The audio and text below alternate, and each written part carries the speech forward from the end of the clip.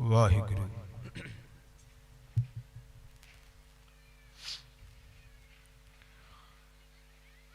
संत तुम्हारे तुमरे प्रीतम, तिनका काल ना खाते।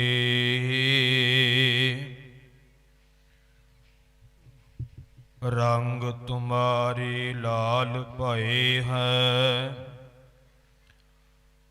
राम नाम रस माते।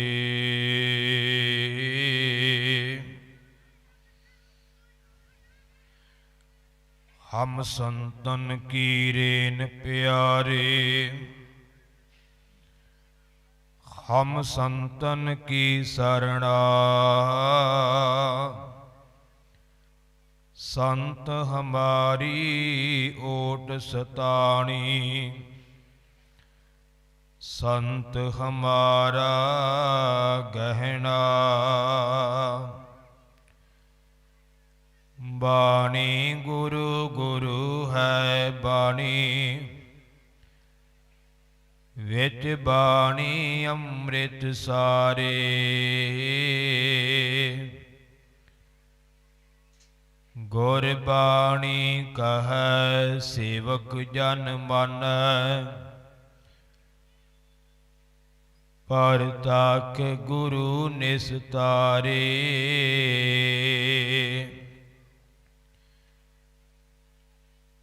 गुरबाणी कहै सेवक जन मन, परताख गुरु निस्तारे। परम सन्मानयोग गुरता गद्दी ते सुभाईमान चवर शातर तख जी दे मालक, याहराज हूर हाजरा हजूर। दसां पातशाहियां दे आत्मिक स्वरूप, धन धन धन साहिब सतगुरु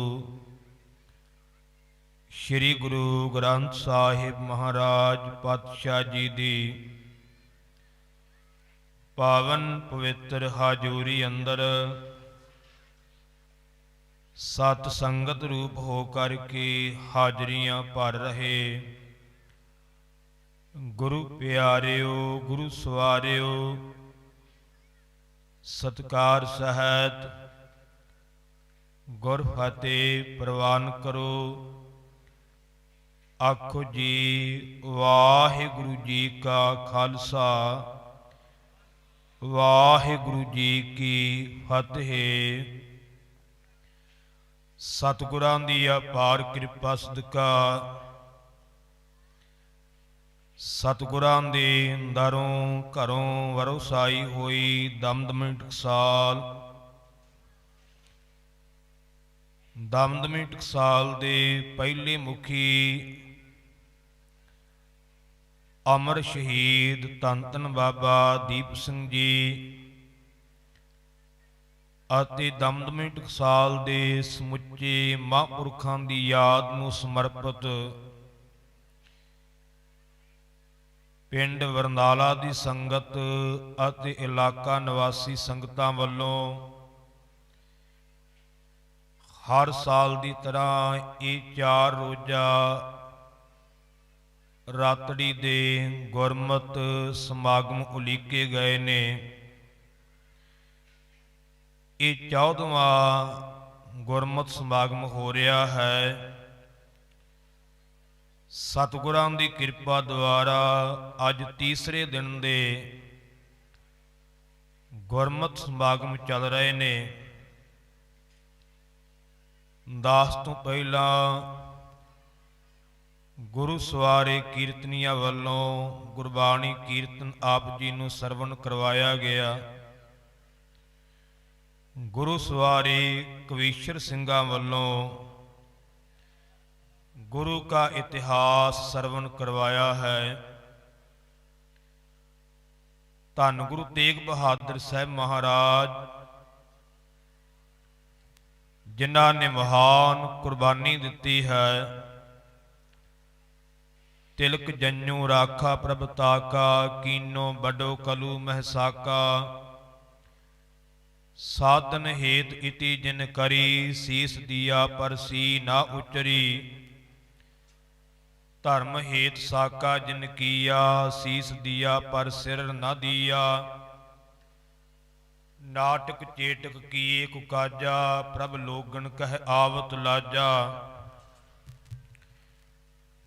ਠੀਕਰ ਫੋਰ ਦਲੀਸ ਸਿਰ, ਪ੍ਰਭ ਪੁਰ ਕੀਆ ਪਿਆਨ। ਤੇਗ ਬਹਾਦਰ ਸੀ ਕਿਰਿਆ, ਕਰੀ ਨ ਕਿਨਹੂ ਆਨ। ਤੇਗ ਬਹਾਦਰ ਕੇ ਚਲਤ, ਭਇਓ ਜਗਤ ਕੋ ਸ਼ੋਕ। ਹੈ ਸਭ ਜਗ ਭਇਓ, ਜੈ ਜੈ ਜੈ ਸੁਰਲੋਕ। ਐਸੇ ਮਹਾਨ ਸਤਿਗੁਰੂ ਸ੍ਰੀ ਗੁਰੂ ਤੇਗ ਬਹਾਦਰ ਸਾਹਿਬ ਜੀ। ਤੇਗ ਬਹਾਦਰ ਸਿਮਰਿਆ, ਘਰ ਨੌ ਨਿਧਿ ਆਵੈ ਧਾਏ। ਸਭ ਥਾਈਂ ਹੋਏ ਸਹਾਏ। ਜਿਨ੍ਹਾਂ ਦਾ ਸਿਮਰਨ ਕਰਨ ਦੇ ਨਾਲ 9 ਪ੍ਰਕਾਰ ਦੇ ਖਜ਼ਾਨੇ ਸਿੱਖ ਦੇ ਘਰ ਵਿੱਚ ਭੱਜ ਕੇ ਆ ਜਾਂਦੇ ਨੇ। ਜਿਨ੍ਹਾਂ ਦਾ ਸਿਮਰਨ ਕਰਨ ਦੇ ਨਾਲ ਹਰ ਥਾਂ ਸਹਾਇਤਾ ਪ੍ਰਾਪਤ ਹੁੰਦੀ ਹੈ। ਐਸੇ ਮਹਾਨ ਸਤਿਗੁਰਾਂ ਦੇ ਜੀਵਨ ਦੀਆਂ ਕਥਾਵਾਂ ਆਪਾਂ ਨੂੰ ਸਰਵਣ ਕਰਵਾਈਆਂ ਨੇ। ਜਿਵੇਂ ਰਾਜਾ ਰਾਮ ਸਿੰਘ ਤੇ ਸਤਿਗੁਰਾਂ ਨੇ ਬਖਸ਼ਿਸ਼ ਕੀਤੀ ਅਤੇ ਰਾਜਾ ਰਤਨ ਰਾਏ ਦਾ ਜਨਮ ਹੋਇਆ। ਰਾਜਾ ਰਤਨ ਰਾਏ ਸਤਿਗੁਰਾਂ ਦਾ ਸ਼ੁਕਰਾਨਾ ਕਰਨ ਵਾਸਤੇ ਧੰਨ ਗੁਰੂ ਗੋਬਿੰਦ ਸਿੰਘ ਮਹਾਰਾਜ ਦੇ ਚਰਨਾਂ ਵਿੱਚ ਆਇਆ। ਉਹ ਸਾਰਾ ਪ੍ਰਸੰਗ ਆਪਾਂ ਨੂੰ ਗੁਰਮੁਖਾਂ ਨੇ ਸਰਵਣ ਕਰਵਾਇਆ ਹੈ। ਇਸ ਪ੍ਰਸੰਗ ਦੀ ਗਹਿਰਾਈ ਵਿੱਚ ਜਾਈਏ ਤੇ ਸਾਨੂੰ ਇਹ ਸਿਧਾਂਤ ਪ੍ਰਾਪਤ ਹੁੰਦਾ ਹੈ ਕਿ ਜੀਵ ਦੇ ਜੋ ਕਰਮਾਂ ਵਿੱਚ ਲਿਖਿਆ ਹੈ ਉਹ ਕਰਮ ਜੀਵ ਨੂੰ ਭੋਗਣਾ ਪੈਂਦਾ ਹੈ। ਪਰ ਦੂਜਾ ਸਿਧਾਂਤ ਇਹ ਹੈ, ਗੁਰੂ ਸਮਰੱਥਾ ਰੱਖਦਾ ਹੈ ਕਿ ਕਰਮਾਂ ਵਿੱਚ ਲਿਖੇ ਹੋਏ ਨੂੰ ਵੀ ਬਦਲ ਸਕਦਾ ਹੈ। ਹੁਣ ਰਾਜਾ ਤੇ ਰਾਣੀ, ਰਾਜਾ ਰਾਮ ਸਿੰਘ ਤੇ ਉਹਦੀ ਰਾਣੀ ਸਵਰਨਮਤੀ, ਜਿਨ੍ਹਾਂ ਨੇ ਬੜੇ ਯਤਨ ਕੀਤੇ ਸੀ ਪਰ ਪੁੱਤਰ ਦੀ ਪ੍ਰਾਪਤੀ ਨਹੀਂ ਹੋਈ। ਗੁਰੂ ਨਾਲ ਸੰਗ ਹੋਇਆ, ਗੁਰੂ ਦੀ ਬਖਸ਼ਿਸ਼ ਹੋਈ। ਜਿਨ੍ਹਾਂ ਨੂੰ ਆਸ ਨਹੀਂ ਸੀ ਕਿਤੇ, ਉਹਨਾਂ ਨੂੰ ਪੁੱਤਰ ਦੀ ਪ੍ਰਾਪਤੀ ਹੋਈ। ਇਹ ਗੁਰੂ ਦੀ ਸਮਰੱਥਾ ਹੈ। ਪਾਵਨ ਗੁਰਬਾਣੀ ਨੂੰ ਪੜ੍ਹੀਏ। ਗੁਰਬਾਣੀ ਦੇ ਵਿੱਚ ਇਹ 2 ਰੂਪ ਸਤਿਗੁਰਾਂ ਨੇ ਬਿਆਨ ਕੀਤੇ ਨੇ। ਇੱਕ ਤਾਂ ਇਹ ਰੂਪ ਹੈ ਕਿ ਜੋ ਕਰਮਾਂ ਵਿੱਚ ਲਿਖਿਆ ਹੈ ਉਹ ਜੀਵ ਨੂੰ ਕਰਮ ਜਿਹੜੇ ਨੇ ਉਹ ਭੋਗਣੇ ਪੈਂਦੇ ਨੇ। ਇਹ ਸ਼ਬਦ ਅਸੀਂ ਵਾਰ-ਵਾਰ ਗੁਰਬਾਣੀ ਵਿੱਚੋਂ ਪੜ੍ਹਦੇ ਹਾਂ। ਜੇਹਾ ਬੀਜੈ ਸੋ ਲੁਣੈ, ਕਰਮਾ ਸੰਦੜਾ ਖੇਤ। ਪਰ ਗੁਰੂ ਕੋਲ ਸਮਰੱਥਾ ਹੈ ਕਿ ਉਹ ਕਰਮ ਬਦਲ ਵੀ ਸਕਦਾ ਹੈ। ਡਾਕਟਰ ਭਾਈ ਵੀਰ ਸਿੰਘ ਨੇ ਇੱਕ ਬੜੀ ਸੁੰਦਰ ਗਾਥਾ ਲਿਖੀ ਹੈ ਧੰਨ ਗੁਰੂ ਨਾਨਕ ਦੇਵ ਪਾਤਸ਼ਾਹ ਜੀ ਦੇ ਜੀਵਨ ਦੀ। ਜਦੋਂ ਅਸੀਂ ਡਾਕਟਰ ਭਾਈ ਵੀਰ ਸਿੰਘ ਦੀ ਲਿਖਤ ਗੁਰੂ ਨਾਨਕ ਚਮਤਕਾਰ ਗ੍ਰੰਥ ਪੜ੍ਹਦੇ ਹਾਂ ਤੇ ਉਹਨਾਂ ਦੇ ਉਸ ਗ੍ਰੰਥ ਵਿੱਚ ਇਸ ਗਾਥਾ ਦਾ ਜ਼ਿਕਰ ਹੈ ਅਤੇ ਉਹਦੇ ਵਿੱਚ ਸਤ ਸੰਗਤ ਦੀ ਮਹਾਨਤਾ ਵੀ ਦਰਸਾਈ ਹੈ ਅਤੇ ਗੁਰੂ ਕਰਮ ਕਿਵੇਂ ਬਦਲਦਾ ਹੈ, ਗੁਰੂ ਦੀ ਸਮਰੱਥਾ ਵੀ ਦਰਸਾਈ ਹੈ। ਅਸੀਂ ਪਾਵਨ ਬਾਣੀ ਦਾ ਬਚਨ ਪੜ੍ਹਦੇ ਹਾਂ, ਰਾਮਾਨੰਦ ਸੁਆਮੀ ਰਮਤ ਬ੍ਰਹਮ, ਗੁਰ ਕਾ ਸ਼ਬਦ ਕਾਟੈ ਕੋਟ ਕਰਮ। ਇੱਕ ਕਰਮ ਨਹੀਂ, ਗੁਰੂ ਦਾ ਸ਼ਬਦ, ਗੁਰੂ ਦਾ ਉਪਦੇਸ਼ ਕਰੋੜਾਂ ਕਰਮ ਜੀਵ ਦੇ ਕੱਟ ਸਕਦਾ ਹੈ। ਪਰ ਬਸ਼ਰਤ ਇਹ ਹੈ ਕਿ ਜੇ ਸਿੱਖ ਉਸ ਉਪਦੇਸ਼ ਨੂੰ ਕਮਾ ਲਵੇ। ਗੁਰੂ ਦੇ ਉਪਦੇਸ਼ ਨੂੰ ਕਮਾ ਲਵੇ ਤੇ ਗੁਰੂ ਦਾ ਸ਼ਬਦ, ਗੁਰੂ ਦਾ ਉਪਦੇਸ਼ ਜੀਵ ਦੇ ਕਰੋੜਾਂ ਕਰਮਾਂ ਨੂੰ ਕੱਟ ਸਕਦਾ ਹੈ।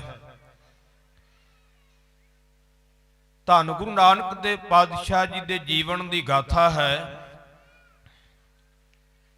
ਕਿ ਇੱਕ ਸਿੱਖ ਰੋਜ਼ਾਨਾ ਧੰਨ ਗੁਰੂ ਨਾਨਕ ਦੇਵ ਪਾਤਸ਼ਾਹ ਜੀ ਦੇ ਦਰਸ਼ਨ ਕਰਨ ਜਾਇਆ ਕਰਦਾ ਹੈ।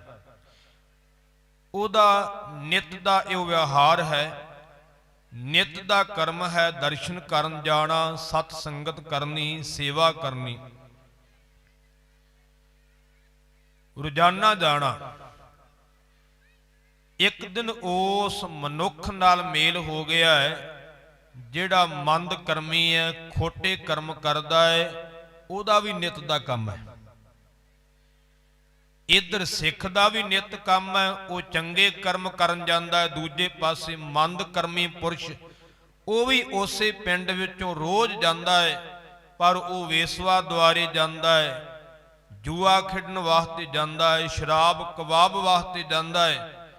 ਪਰ ਗੁਰੂ ਕਾ ਸਿੱਖ ਜਿਹੜਾ ਹੈ ਉਹ ਨਿਤ ਗੁਰੂ ਕੇ ਦਰਸ਼ਨ ਕਰਨ ਵਾਸਤੇ ਜਾਂਦਾ ਹੈ, ਉਹ ਨਿਤ ਗੁਰੂ ਕੀ ਸੰਗਤ ਕਰਨ ਵਾਸਤੇ ਜਾਂਦਾ ਹੈ। ਡਾਕਟਰ ਭਾਈ ਵੀਰ ਸਿੰਘ ਲਿਖਦੇ, ਇੱਕ ਦਿਨ ਦੋਨਾਂ ਦਾ ਆਪਸੀ ਮਿਲਾਪ ਹੋ ਗਿਆ, ਉਸ ਮੰਦ ਕਰਮੀ ਪੁਰਸ਼ ਦਾ ਅਤੇ ਸਤਿਗੁਰਾਂ ਦੇ ਸਿੱਖ ਦਾ। ਸਿੱਖ ਨੂੰ ਜਦੋਂ ਉਹ ਮੰਦ ਕਰਮੀ ਪੁਰਸ਼ ਮਿਲਿਆ ਤੇ ਸਿੱਖ ਨੇ ਪੁੱਛਿਆ ਕਿ ਤੂੰ ਰੋਜ਼ ਕਿੱਥੇ ਜਾਣਾ ਹੈ,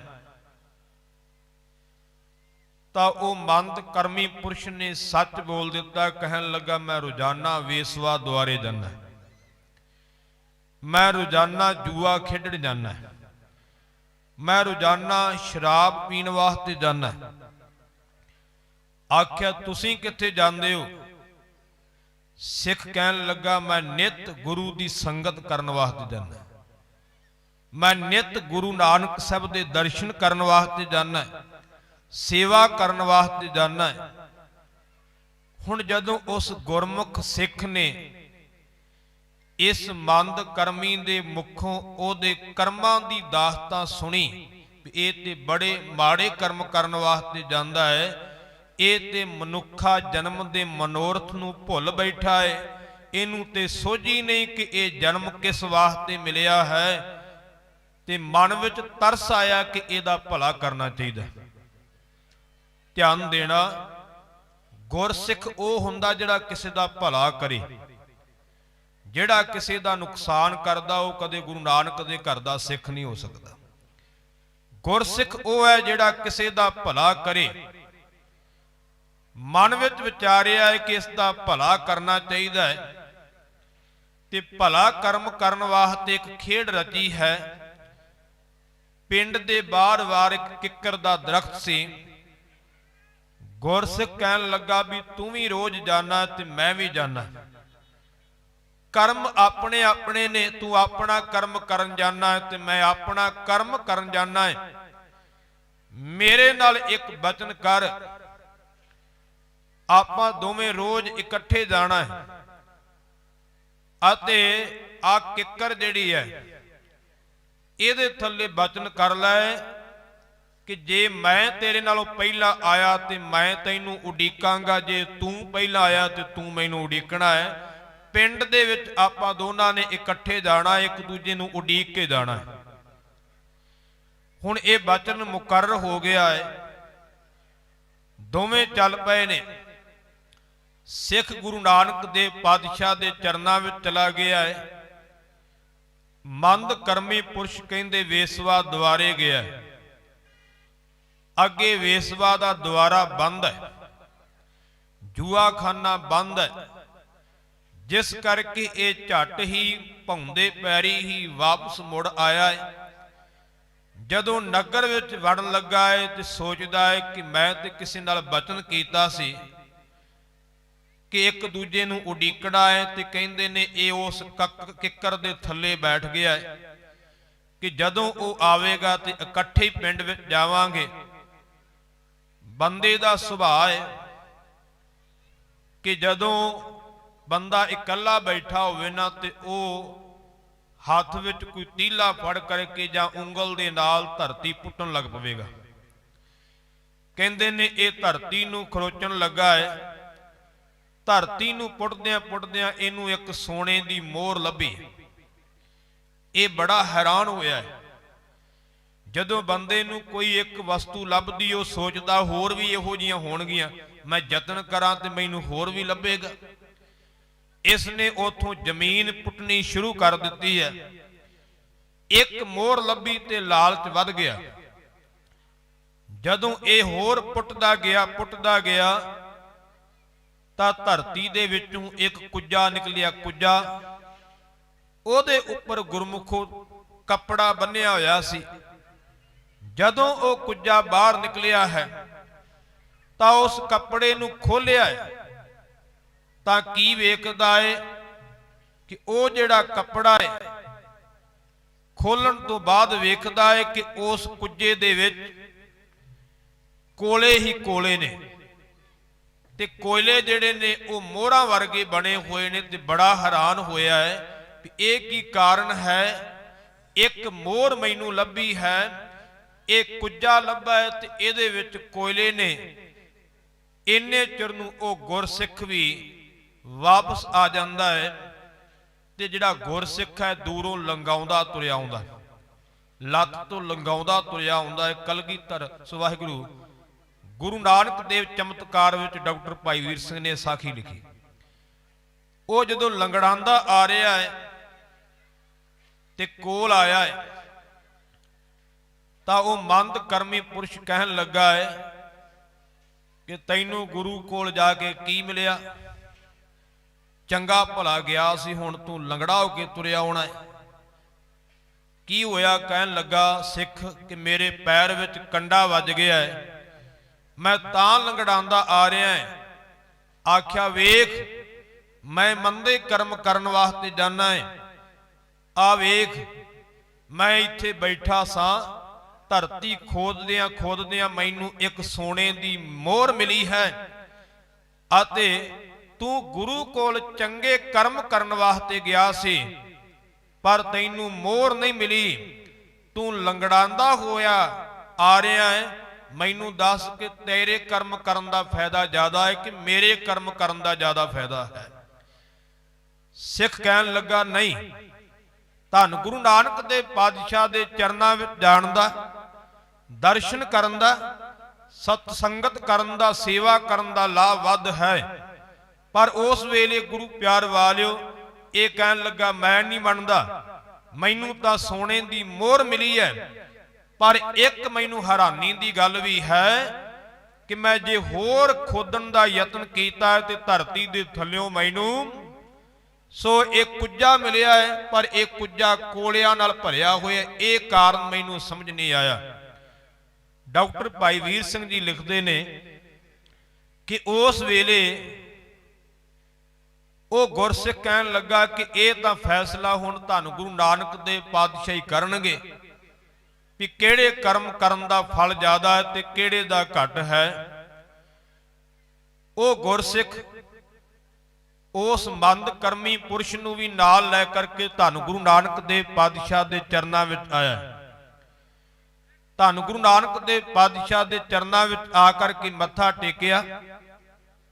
ਮੰਦ ਕਰਮੀ ਪੁਰਸ਼ ਨੇ ਸਵਾਲ ਕੀਤਾ, ਗਰੀਬ ਨਵਾਜ, ਸਤਿਗੁਰੂ ਜੀ ਇਹ ਤੁਹਾਡਾ ਸਿੱਖ ਹੈ, ਤੁਹਾਡੇ ਕੋਲ ਰੋਜ਼ ਆਉਂਦਾ ਹੈ, ਦਰਸ਼ਨ ਕਰਦਾ ਹੈ, ਸਤ ਸੰਗਤ ਕਰਦਾ ਹੈ, ਸੇਵਾ ਕਰਦਾ ਹੈ। ਇਹ ਦੁਖੀ ਹੋ ਕਰਕੇ ਵਾਪਸ ਮੁੜਿਆ ਜਾ ਰਿਹਾ ਸੀ, ਲੰਗੜਾਂਦਾ ਹੋਇਆ ਜਾ ਰਿਹਾ ਸੀ।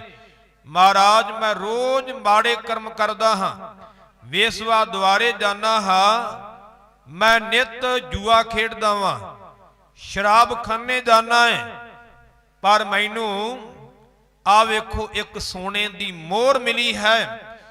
ਪਰ ਦੂਜੀ ਗੱਲੋਂ ਮੇਰੇ ਮਨ ਵਿੱਚ ਇੱਕ ਹੈਰਾਨਗੀ ਹੈ, ਮੈਂ ਹੋਰ ਲੱਭਣ ਦਾ ਯਤਨ ਕੀਤਾ ਤਾਂ ਧਰਤੀ ਦੇ ਥੱਲਿਓਂ ਇੱਕ ਕੁੱਜਾ ਨਿਕਲਿਆ, ਉਹ ਕੋਲਿਆਂ ਦਾ ਭਰਿਆ ਹੋਇਆ। ਧੰਨ ਗੁਰੂ ਨਾਨਕ ਦੇਵ ਪਾਤਸ਼ਾਹ ਕਹਿਣ ਲੱਗੇ, ਭਲਿਆ ਪੁਰਖਾ, ਤੂੰ ਇਸ ਰਮਜ ਨੂੰ ਅਜੇ ਸਮਝਿਆ ਨਹੀਂ।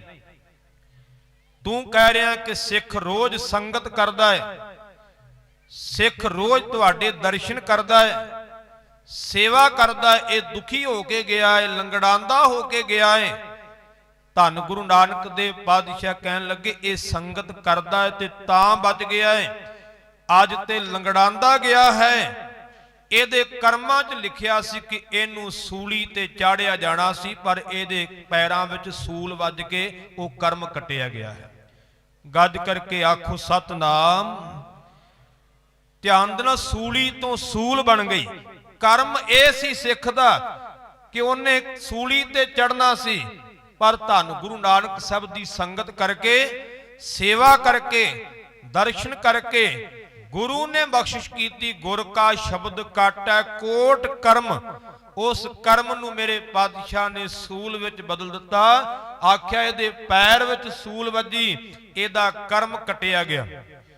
वो मंद कर्मी पुरुष कहन लगा महाराज चलो ये तुहाडा बचन मन लिया, पर मेरे बारे भी कुछ दसो। मैं बैठा सा किकर दे थल्ले, साडा ये बचन होया सी ਇਹ ਤੁਹਾਡੇ ਕੋਲ ਜਾ ਰਿਹਾ ਸੀ, ਮੈਂ ਆਪਣੇ ਮੰਦ ਕਰਮ ਕਰਨ ਵਾਸਤੇ ਜਾ ਰਿਹਾ ਸਾਂ। ਇਸ ਸਿੱਖ ਨੇ ਮੇਰੇ ਨਾਲ ਬਚਨ ਕੀਤਾ ਸੀ ਕਿ ਜਿਹੜਾ ਪਹਿਲਾਂ ਵਾਪਸ ਆਵੇ ਉਹ ਇਸ ਕਿੱਕਰ ਦੇ ਦਰਖਤ ਥੱਲੇ ਖਲੋ ਕਰਕੇ ਉਡੀਕੇਗਾ, ਜਦੋਂ ਦੂਜਾ ਆ ਜਾਵੇਗਾ ਉਦੋਂ ਪਿੰਡ ਵਿੱਚ ਪ੍ਰਵੇਸ਼ ਕਰਨਾ ਹੈ। ਮਹਾਰਾਜ ਮੈਂ ਗਿਆ, ਵੇਸਵਾ ਦੁਆਰਾ ਬੰਦ ਸੀ, ਜੂਏ ਖਾਨਾ ਬੰਦ ਸੀ, ਸ਼ਰਾਬ ਖਾਨਾ ਬੰਦ ਸੀ। मैं वापस आ गया तो इत्थे उडीकदा पिया सां, ते उडीकदियां मैं तीला लै करके धरती खोदन लगा, खुरचन लगा, तां मैनू एक सोने दी मोहर लभी। आते जिवें बहुती खोदी है ते थल्लियों मैनू एक कुज्जा लभा है जिहदे विच कोयले सन। ये मैनू समझ नहीं आई ये भाना की वापरिया। धन गुरु नानक देव पातशाह कहन लगे तू एक घड़ी संगत कीती है गुरसिख दी, सिर्फ एक घड़ी तू गुरसिख दी संगत कीती है, वो तेरा चंगा कर्म सी। ते जेड़ी एक घड़ी तू संगत कीती है ओदे बदले तैनू एक सोने दी मोहर मिल गई। ध्यान देना, बाकी जेड़े तू कर्म माड़े कीते सी, जे तू चंगे कीते हुंदे ते ओ कुज्जा मोहरां दा भरिया होया सी, वो सारियां मोहरां सी, पर तेरे माड़े कर्म करके वो कुज्जे दी मोहरां जड़ियां ने वो कोयले बन गईयां ने। कहंदे ओ मंद कर्मी पुरुष भी गुरु नानक दे चरनां ते टह पिया। सच्चे पातशाह मैनू बख्शो, मेरे ते कृपा करो। गरीब नवाज पातशाह ने उसनूं भी बख्शना कीता। ध्यान देना, गुरु कोल समर्था है कि साडे मंदे कर्मां नूं बदल दिंदा। मैं कई बार ये बचन कहना होना है कि असी कई बार ये कह दिंदे हां जी साडे ते भाग माड़े, असी गुरु की संगत विच नहीं आ सकते। बहाना बहुत वड्डा लभ्या, असी कह देवांगे जी साडे भाग माड़े, साडे कोलों कित्थे आया जांदा। गुरमुखो जे इन्नी सोझी आ गई है भाग माड़े है ते मैं कहांगा फिर तां बहुता आउणा पवेगा गुरु कोले। जिहदे भाग माड़े उहनूं तां ज़्यादा आउण दी लोड़ है, भाग चंगे करने वास्ते उन्होंने तो ज़्यादा समा संगत करनी पवेगी। जिदे चंगे भाग तो थोड़ा समा भी आ जाए तो नवाजिया जाएगा, जिदे माड़े भाग ने उन्होंने गुरमुखो ज़्यादा समा संगत करनी पवेगी, तां उहदे ते बख्शिश होवेगी। गुरबाणी दा वचन है गुरु कोल आके तां बड हो भाग मथाम। कहंदे मत्थे दे भाग वड्डे बनदे ते गुरु कोले आके बनदे। गुरु तो दूर रह के भाग नहीं चंगे बनते। जे आपां इन्नी गल च पल्ला झाड़ लईए कि साडे भाग माड़े आ, असीं तां जी गुरु कोले आ नहीं सकते। चलो मन लैने माड़े आ, पर जे सानू समझ पै गई माड़े आ तो फिर चंगे कित्थे होने आ? गुरु तो बिना कोई था हैगी जिथे चंगे हो सकते, होर किते तो फिर जाया ही नहीं जाना। आउणा तो फिर भी गुरु कोले पैना है। माड़े भाग है तो गुरु कोले आ करके ही चंगे होणगे। गुरु कोल आया तो बिना माड़े भाग चंगे नहीं होणगे।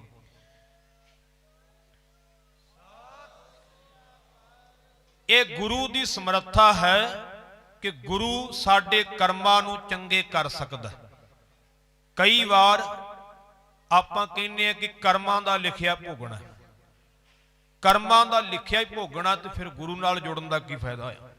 ध्यान देना, मैनू एक बचन चेते आ गया बाणी विच, ਭਗਤ ਸਦਨਾ ਜੀ ਜਿਨ੍ਹਾਂ ਦੀ ਬਾਣੀ ਸ੍ਰੀ ਗੁਰੂ ਗ੍ਰੰਥ ਸਾਹਿਬ ਵਿੱਚ ਦਰਜ ਹੈ 15 ਭਗਤਾਂ ਦੇ ਵਿੱਚੋਂ ਧਿਆਨ ਦੇਣ ਵਾਲੇ ਬਚਨ ਨੇ। ਕਹਿੰਦੇ ਨੇ ਭਗਤ ਸਦਨਾ ਜੀ ਚਲਦਿਆਂ ਚਲਦਿਆਂ ਇੱਕ ਨਗਰ ਵਿੱਚ ਪਹੁੰਚੇ ਤੇ ਉਹਨਾਂ ਨੂੰ ਰਾਤ ਪੈ ਗਈ। ਰਾਤ ਠਹਿਰੇ ਨੇ। ਜਿਸ ਘਰ ਵਿੱਚ ਠਹਿਰੇ ਉਸ ਘਰ ਵਿੱਚ ਗੁਰੂ ਪਿਆਰ ਵਾਲੋ ਇੱਕ ਔਰਤ ਰਹਿੰਦੀ ਹੈ। ਉਹਦਾ ਪਤੀ ਹੈ ਬਿਮਾਰ, ਮੰਜੇ ਤੇ ਪਿਆ ਹੈ। ਪਹਿਲਾਂ ਤਾਂ ਉਸ ਨੇ ਭਗਤ ਸਦਨਾ ਜੀ ਦੀ ਸੇਵਾ ਕੀਤੀ ਹੈ, ਪ੍ਰਸ਼ਾਦਾ ਪਾਣੀ ਛਕਾਇਆ। ਬਾਅਦ ਵਿੱਚ ਉਹਦੀ ਨੀਤ ਮਾੜੀ ਹੋ ਗਈ। ਉਹਨੇ ਮੰਦ ਕਰਮ ਕਰਨ ਦੀ ਇੱਛਾ ਜ਼ਾਹਰ ਕੀਤੀ ਤਾਂ ਭਗਤ ਸਦਨੇ ਨੇ ਹੱਥ ਜੋੜੇ ਆਖਿਆ, ਭੈਣ ਮੈਂ ਤੇ ਅੱਗੇ ਮਸਾਂ ਮਸਾਂ ਮੰਦ ਕਰਮ ਛੱਡ ਕਰਕੇ ਵਾਹਿਗੁਰੂ ਨੇ ਮੇਰੇ ਤੇ ਤਰਸ ਖਾਦਾ ਹੈ ਤੇ ਮੈਂ ਇਸ ਪਾਸੇ ਆਇਆ ਹੈ, ਤੂੰ ਮੈਨੂੰ ਖਿਮਾ ਕਰੀ, ਤੂੰ ਮੇਰੀ ਭੈਣ, ਮੈਂ ਇਹ ਕਰਮ ਨਹੀਂ ਕਰ ਸਕਦਾ। ਇਤਿਹਾਸਕਾਰ ਲਿਖਦੇ ਨੇ, ਕਹਿੰਦੇ ਉਸ ਔਰਤ ਨੇ ਕੀ ਕੀਤਾ ਹੈ ਕਿ ਆਪਣੇ ਬਿਮਾਰ ਪਤੀ ਦਾ ਸਿਰ ਵੱਢ ਕਰਕੇ ਭਗਤ ਸਦਨੇ ਦੇ ਅੱਗੇ ਲਿਆ ਰੱਖਿਆ। ਇਹਦਾ ਡਰ ਤੇਰੇ ਮਨ ਵਿੱਚ, ਲੈ ਇਹਦਾ ਮੈਂ ਕੰਮ ਮੁਕਾ ਦਿੱਤਾ। ਹੁਣ ਇਹਦਾ ਵੀ ਡਰ ਨਹੀਂ ਰਿਹਾ। ਭਗਤ ਸਦਨਾ ਜੀ ਕਹਿਣ ਲੱਗੇ, ਤੂੰ ਏਡੀ ਪਾਪਣ ਹੈ ਕਿ ਆਪਣੇ ਪਤੀ ਪਰਮੇਸ਼ਰ ਦਾ ਸਿਰ ਵੱਢ ਦਿੱਤਾ ਹੈ। ਕਹਿਣ ਲੱਗੀ, ਮੈਂ ਰੌਲਾ ਪਾ ਦੇਵਾਂਗੀ ਕਿ ਇਸ ਨੇ ਮੇਰੇ ਪਤੀ ਨੂੰ ਮਾਰਿਆ ਹੈ ਤੇ ਮੇਰੀ ਪੱਤ ਲੁੱਟਣ ਲੱਗਾ ਸੀ। ਭਗਤ ਸਦਨਾ ਕਹਿਣ ਲੱਗਾ, ਤੂੰ ਜੋ ਕਰਨਾ ਹੈ ਕਰ ਲੈ, ਪਰ ਮੈਂ ਇਹ ਕਰਮ ਕਰਨ ਵਾਸਤੇ ਤਿਆਰ ਨਹੀਂ ਹੋਵਾਂਗਾ। ਮੇਰਾ ਪਰਮੇਸ਼ਰ ਮੇਰੀ ਰੱਖਿਆ ਕਰੇਗਾ, ਮੈਨੂੰ ਆਪਣੇ ਪਰਮੇਸ਼ਰ ਤੇ ਇਹ ਭਰੋਸਾ ਹੈ। ਗੁਰੂ ਪਿਆਰ ਵਾਲਿਓ, ਉਸ ਔਰਤ ਨੇ ਆਪਣੇ ਵਸਤਰ ਪਾੜ ਲਏ, ਰੌਲਾ ਪਾ ਦਿੱਤਾ ਕਿ ਇਹ ਮਨੁੱਖ ਨੇ ਮੇਰਾ ਪਤੀ ਮਾਰ ਦਿੱਤਾ ਤੇ ਮੇਰੀ ਪੱਤ ਲੁੱਟਣ ਲੱਗਾ ਸੀ। ਫੜ ਕਰਕੇ ਭਗਤ ਸਦਨੇ ਨੂੰ ਰਾਜੇ ਦੇ ਪਾਸ ਲਿਜਾਇਆ ਗਿਆ। ਰਾਜੇ ਨੇ ਉਸ ਔਰਤ ਦੀ ਗੱਲ ਨੂੰ ਸੱਚ ਮੰਨਦਿਆਂ ਹੋਇਆਂ ਭਗਤ ਸਦਨੇ ਨੂੰ ਇਹ ਸਜ਼ਾ ਸੁਣਾ ਦਿੱਤੀ ਹੈ ਕਿ ਇਹਨੂੰ ਜਿਉਂਦੇ ਨੂੰ ਕੰਧ ਵਿੱਚ ਚਿਣ ਕਰਕੇ ਮਾਰ ਦਿੱਤਾ ਜਾਵੇ। ਧਿਆਨ ਦੇਣਾ, ਹੁਣ ਭਗਤ ਸਦਨਾ ਜੀ ਨੂੰ ਕੰਧ ਵਿੱਚ ਚਿਣਨ ਲੱਗੇ ਨੇ। ਜਿਵੇਂ ਇਤਿਹਾਸਕਾਰਾਂ ਨੇ ਲਿਖਿਆ ਹੈ, ਭਗਤ ਸਦਨੇ ਨੇ ਪਰਮੇਸ਼ਰ ਅੱਗੇ ਅਰਦਾਸ ਕੀਤੀ ਹੈ ਕਿ ਦਾਤਾ ਮੇਰਾ ਤੇ ਗੁਨਾਹ ਵੀ ਕੋਈ ਨਹੀਂਗਾ, ਮੈਂ ਤੇ ਇਹ ਕਰਮ ਕੀਤਾ ਨਹੀਂਗਾ, ਫਿਰ ਮੈਨੂੰ ਇਸ ਕਰਮ ਦੀ ਸਜ਼ਾ ਕਿਉਂ ਮਿਲਣ ਲੱਗੀ ਹੈ। ਵਾਹਿਗੁਰੂ ਨੇ ਆਖਿਆ, ਸਦਨਿਆ ਇਹ ਤੇਰਾ ਪਿਛਲਾ ਕਰਮ ਹੈ, ਇਹ ਤੇਰੇ ਪਿਛਲੇ ਕਰਮ ਦੀ ਸਜ਼ਾ ਤੈਨੂੰ ਭੋਗਣੀ ਪੈਣੀ ਹੈ। ਤੇ ਭਗਤ ਸਦਨੇ ਨੇ ਆਖਿਆ, ਮਹਾਰਾਜ ਜੇ ਕਰਮ ਹੀ ਭੋਗਣੇ ਆ ਫਿਰ ਤੇਰੇ ਨਾਲ ਜੁੜਨ ਦਾ ਕੀ ਲਾਭ ਹੋਇਆ। ਉਹਨਾਂ ਨੇ ਬਚਨ ਉਚਾਰੇ ਪਾਵਨ ਬਾਣੀ ਦੇ ਅੰਦਰ, ਤਵ ਗੁਣ ਕਹਾ ਜਗਤ ਗੁਰਾ ਜੋ ਕਰਮ ਨਾ ਨਾਸੈ। ਜਗਤ ਦੇ ਮਾਲਕਾ, ਜਗਤ ਗੁਰੂ ਪਰਮੇਸ਼ਰ ਜੀਓ, ਤੇਰਾ ਕੀ ਸਾਡੇ ਤੇ ਗੁਣ ਹੋਇਆ, ਜੇ ਕਰਮ ਹੀ ਨਹੀਂ ਨਾਸ ਹੋਣੇ, ਜੇ ਅਸੀਂ ਕਰਮ ਹੀ ਭੋਗਣੇ ਆ ਤੇ ਫਿਰ ਤੇਰਾ ਕੀ ਸਾਡੇ ਤੇ ਗੁਣ ਹੋਇਆ, ਤੇਰਾ ਕੀ ਪਰ ਉਪਕਾਰ ਹੋਇਆ। ਸੋ ਗੁਰੂ ਪਿਆਰ ਵਾਲਿਓ, ਜਿਵੇਂ ਕਬੀਰ ਸਾਹਿਬ ਨੇ ਵੀ ਕਿਹਾ ਹੈ, ਜਿਉ ਤਨ ਤਜਹੇ, ਕਹਿੰਦੇ ਨੇ ਜੇ ਅਸੀਂ ਕਾਂਸੀ ਦੀ ਧਰਤੀ ਤੇ ਸਰੀਰ ਛੱਡ ਕਰਕੇ ਮੁਕਤ ਹੋਣਾ, ਰਮਈਏ ਕਹਾ ਨਿਹੋਰਾ, ਕਹਿੰਦੇ ਫਿਰ ਉਸ ਮਾਲਕ ਨਾਲ ਜੁੜਨ ਦਾ ਕੀ ਲਾਭ ਹੋਇਆ। ਧਿਆਨ ਦੇਣ ਵਾਲਾ ਬਚਨ ਹੈ, ਤਵ ਗੁਣ ਕਹਾ ਜਗਤ ਗੁਰਾ ਜੋ ਕਰਮ ਨਾ ਨਾਸੈ। ਸਿੰਘ ਸਰਨ ਕਤ ਜਾਈਐ ਜੋ ਜੰਬਕ ਗਰਾਸੈ। ਸ਼ੇਰ ਦੀ ਸ਼ਰਨ ਵਿੱਚ ਜਾਣ ਦਾ ਲਾਭ ਕੀ ਹੈ ਜੇ ਗਿੱਦੜਾਂ ਨੇ ਪਾੜ ਸੁੱਟਣਾ। ਭਾਵ ਅਰਥ ਲੈਣਾ ਹੈ ਕਿ ਪਰਮੇਸ਼ਰ ਰੂਪੀ ਸ਼ੇਰ ਦੀ ਸ਼ਰਨ ਵਿੱਚ ਜਾਣ ਦਾ ਕੀ ਫਾਇਦਾ ਜੇ ਕਰਮਾਂ ਰੂਪੀ ਗਿੱਦੜਾਂ ਨੇ ਖਾਣਾ ਹੈ। ਜੇ ਕਰਮ ਹੀ ਭੋਗਣੇ ਪੈਣੇ ਤੇ ਫਿਰ ਮਾਲਕਾ ਤੇਰੇ ਨਾਲ ਜੁੜਨ ਦਾ ਲਾਭ ਕੀ। ਕਰਮ ਤਾਂ ਦੁਨੀਆ ਵੀ ਭੋਗੀ ਜਾਂਦੀ ਉਦਾਂ ਹੀ ਨਹੀਂ। ਗੁਰਮੁਖੋ, ਇਹ ਗੁਰੂ ਦੀ ਸਮਰੱਥਾ ਹੈ, ਗੁਰੂ ਕੋਲੇ ਆ ਕਰਕੇ ਕਰਮ ਵੀ ਬਦਲ ਜਾਂਦੇ ਨੇ। ਸੋ ਮੈਂ ਇਹ ਕੁਝ ਬਚਨ ਤੁਹਾਡੇ ਸਨਮੁਖ ਰੱਖੇ ਕਿਉਂਕਿ ਕਵੀਸ਼ਰ ਵੀਰਾਂ ਨੇ ਇਹ ਪ੍ਰਸੰਗ ਸਰਵਣ ਕਰਵਾਇਆ ਸੀ ਕਿ ਰਾਜਾ ਰਾਮ ਸਿੰਘ ਦੇ ਘਰ ਵਿੱਚ ਕੋਈ ਔਲਾਦ ਨਹੀਂ ਸੀ ਤਾਂ ਗੁਰੂ ਤੇਗ ਬਹਾਦਰ ਪਾਤਸ਼ਾਹ ਨੇ ਉਹਨਾਂ ਦੇ ਕਰਮ ਬਦਲੇ ਨੇ। ਇਹ ਗੁਰੂ ਸਮਰੱਥਾ ਰੱਖਦਾ ਹੈ ਕਿ ਜਿਹਦੇ ਕਰਮਾਂ ਵਿੱਚ ਨਾ ਹੋਵੇ ਉਹਦੇ ਕਰਮਾਂ ਵਿੱਚ ਵੀ ਉਹ ਭਾਗ ਲਾ ਦਿੰਦਾ ਹੈ। ਇੱਕ ਦੋ ਪ੍ਰਸੰਗ ਨਹੀਂ, ਐਸੇ ਹਜ਼ਾਰਾਂ ਪ੍ਰਸੰਗ ਇਤਿਹਾਸ ਵਿੱਚ ਲਿਖੇ ਮਿਲਦੇ ਨੇ। ਮਾਤਾ ਸੁਲੱਖਣੀ ਦਾ ਪ੍ਰਸੰਗ ਆਪਾਂ ਸੁਣਦੇ ਆ, ਜਿਨ੍ਹਾਂ ਨੂੰ ਪੁੱਤਰਾਂ ਦੀਆਂ ਦਾਤਾਂ ਇੱਕ ਦੀ ਥਾਂ ਤੇ 7 ਪੁੱਤਰ 6ਵੇਂ ਪਾਤਸ਼ਾਹ ਨੇ ਬਖਸ਼ਿਸ਼ ਕੀਤੇ ਨੇ। ਇਸੇ ਤਰ੍ਹਾਂ ਬਾਬੇ ਆਦਮ ਦਾ ਪ੍ਰਸੰਗ ਸੁਣਦੇ ਆ। ਭਾਵ ਅਰਥ ਇਹ ਸਮਝਣਾ ਹੈ ਕਿ ਗੁਰਮੁਖੋ ਜੇ ਕਰਮ ਮਾੜੇ ਆ ਤੇ ਫਿਰ ਤਾਂ ਸਾਨੂੰ ਗੁਰੂ ਕੋਲੇ ਜ਼ਿਆਦਾ ਆਉਣਾ ਪਵੇਗਾ, ਕਿਉਂਕਿ ਸਾਡੇ ਕਰਮ ਗੁਰੂ ਬਦਲ ਸਕਦਾ ਹੈ। ਇੱਥੇ ਵਿਧੀ ਚੰਦ ਚੋਰ ਆਇਆ ਤੇ ਵਿਧੀ ਚੰਦ ਸ਼ੀਨਾ ਤੇ ਗੁਰੂ ਕਾ ਸੀਨਾ ਬਣ ਗਿਆ, ਕਰਮ ਬਦਲ ਦਿੱਤਾ ਨਾ। ਇੱਥੇ ਭਾਈ ਮੰਝ ਆਇਆ ਕਬਰ ਦਾ ਪੁਜਾਰੀ ਤੇ ਮੰਝ ਪਿਆਰਾ ਗੁਰੂ ਨੂੰ, ਗੁਰ ਮੰਝ ਪਿਆਰਾ ਮੰਝ ਗੁਰੂ ਕਾ ਬੋਹਿ ਥਾ ਜਗ ਲੰਘਣ ਹਾਰਾ ਬਣ ਗਿਆ।